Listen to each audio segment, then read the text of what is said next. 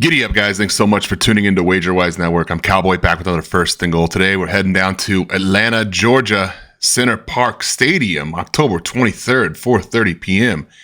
ESPN2, the Georgia State Panthers hosting the South Alabama Jaguars.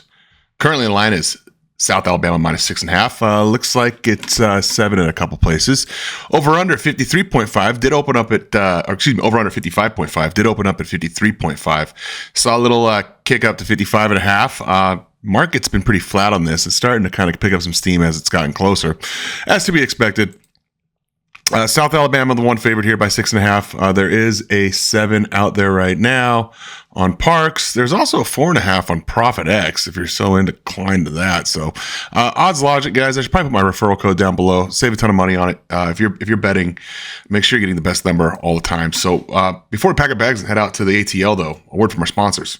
What is Overtime? Guys, I'm signed up on it. I'm telling you, you're going to love it. It's a crypto sports book with no KYC or limits for players. It's accessible anywhere in the world and offers everything from a traditional bookie would have. Live betting, same game parlays, player props, thousands of lines for over 20 sports, plus way more. Now, the biggest difference here is, guys, this is where you need to pay attention. You can never get banned, blacklisted, or even refused a payout on Overtime. Why? It's all on the chain. You can bet with cryptocurrencies, Ethereum, Bitcoin, stable coins. Signing up takes just a few clicks. Guys, I figured it out. I am by no means a crypto bro, nothing to that level. You can use your email, socials, crypto wallet. You can even fund your account with major exchanges like Coinbase or Robinhood. So how do you do it? You click the link in the description and check this out.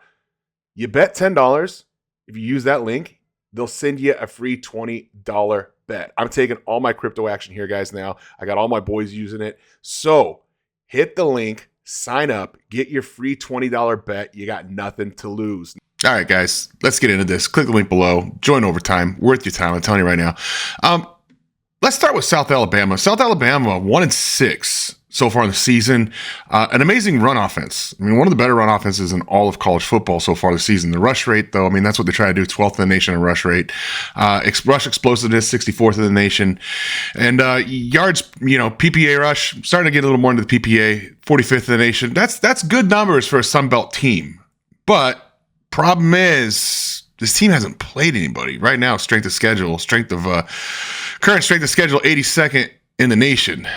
Not good. You go down their list of who they've played, who they've beaten. Well, they have one win. Their sole win is over Morgan State, first game of the season. Morgan State's an FCS opponent. Tulane, Auburn, couple of quality opponents. North Texas, quality opponent, sure. Yeah, you're saying Cowboy. I thought you said we're good. Coastal, Troy, and Arkansas State are the 3 losses. Those are 3 pretty bad teams that they lost to. And they lost convincingly to Coastal. They should have probably beat Arkansas State. I think they were the better team last week. But, the better team doesn't always win the games. They just get it done. They're kind of one-dimensional. You get ready to stop the run, and South Alabama really doesn't move. But, the losses to Tulane, 33-31, that's a quality loss. The loss to North Texas, 36-22, I wouldn't say it's a quality loss. I mean, you did lose by almost 20 points, but were you competitive for a while there? Yeah, you were competitive for quite some time. It took a little late push from North Texas to really create that separation. Points in the fourth quarter, third quarter. So, needless to say, it was 6 points in the fourth quarter. I guess that was as close as it got. But a late touchdown 2-point conversion really pushed that out over 14 points. So, South Alabama, just not a good football team. Plain and simple. We kind of expected regression this season. They've covered quite a few games, though. I mean, they covered against Auburn, covered against Tulane. They almost covered. They were covering against North Texas, but lost at the end. And then that's it. So they covered 3 games, in the 3-1 ATS so far this, or 3-4. Jesus Christ, 3-4 ATS so far this season. Flip that over to Georgia State. Georgia State team just. We know what Georgia State wants to do. Georgia State, they just want to pass. Plain and simple. They're a passing team. They've been a passing team. They're not. And the thing is, too, is they're not necessarily a great passing team. They have the 5th highest pass rate in all of college football, 59.87%. College of that. That's a Hugh Jackson style offense. He's their offensive coordinator, and he's pretty stubborn, pretty adamant about it. They don't try to run the football. Now, these numbers are a bit skewed, in my opinion. They've played relatively a tough schedule. ESPN has it, or not, excuse me, not ESPN's current strength of schedule right now graded 25th of the nation. Take a look at who they've played so far this season. And you guys remember how the season started for Georgia State. They went out, lost to Ole Miss 63-7, played Memphis, played Vanderbilt, played JMU, and then App State, Georgia Southern, and their only win this season's over Murray State. Is App State a good team? Nah, not really, but, App State's competent, I guess. They're winning the games they should, I guess, as we can say about App State. It's Georgia Southern. Are they a competent team? I don't know. I wouldn't say Georgia State's a terrible team this season. They're 1-2 in Sunbelt, but also look at who they've played too. Georgia State's taking care of everybody they're supposed to. They just lost like 4 really good teams, 4-10. Fresno State's not a good team, but 3 10-win teams essentially this year. JMU, Southern Miss, and USC. Well, maybe USC doesn't get 10 wins. You guys catch my drift though. These are 8-9-win teams.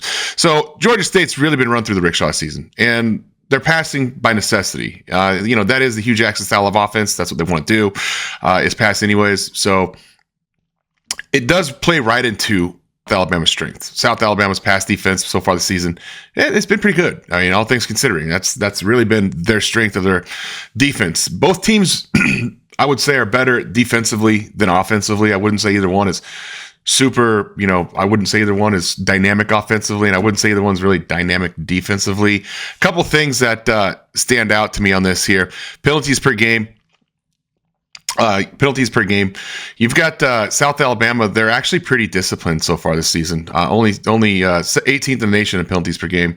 It's pretty quality for a team that's kind of got to revamp a whole new offense. And the scoring rate and the scoring rate is actually really good too.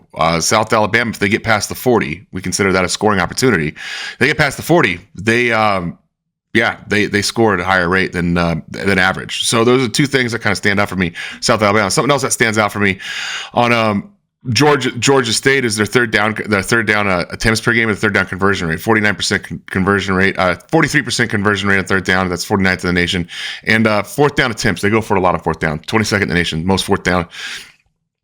Most 2.57, 22nd most fourth down attempts in the nation. So how does this game break down? 6.5 points seems like a ton of points. And I think South Alabama is just one of those teams that they can look great on paper, but you are what your record is. You're 1-6 against the 82nd strength of schedule. If you're that good at running the football and you're that stubborn at running the football, and you're one of these teams that can absolutely just, smother the pass, opponent QBR is 122. That's 42nd in the nation. Yards per attempt, 6.3. That's 29th in the nation. If you're on this team that's supposed to just snuff the pass, you can run the football, you should be controlling the game and doing as you will on the game. Right? That's something that, if you look at the numbers, you flat out say that. But like I said, they played a very weak schedule and you're still 1-6. Georgia State, on the other hand, they're 1-6 as well. They've played a significantly tougher schedule.